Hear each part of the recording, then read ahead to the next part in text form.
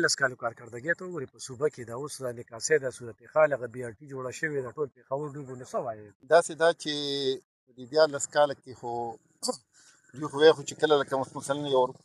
معمولي باران راغلی نو هغه ټوله کارکردګي چې کومه ده هغه مخامخ شو د هغې وجه دا ده چې دوی سره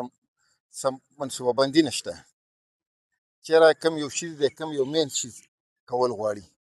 دوی د هغې په ځای باندې معمولي کار له هغه توجه ورکړي بنیادي کارونه یې پرېښي دي په دې 14 کالو کې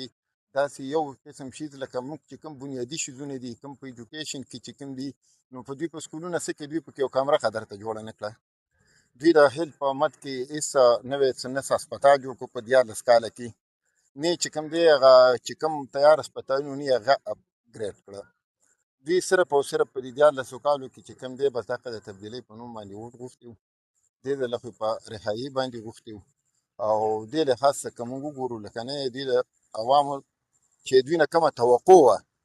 نو هغې باندې دوی پوره نه شو همدغه وجه ده چې کوم پویه ورکران دي که نه هغوی په دې باندې اوس ډېر د خفګان اظهار کوي ځینې خلک په کور ناست دي هغه سیاسي طور اکټیویټیز یې پرېښي چې دوی په هغه هر شیز کې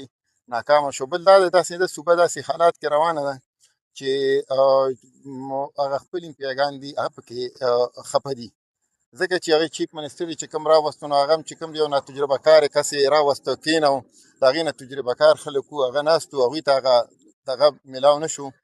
داسې ده چې داسې په انتظامي لحاظ سره وګوري نو هغه لحاظ سره هم هغه ګډ ګورننس چې څه ته وایي که نه نو هغې کې هم هغوی ناکامه شول داسې په امن و امان لحاظ سره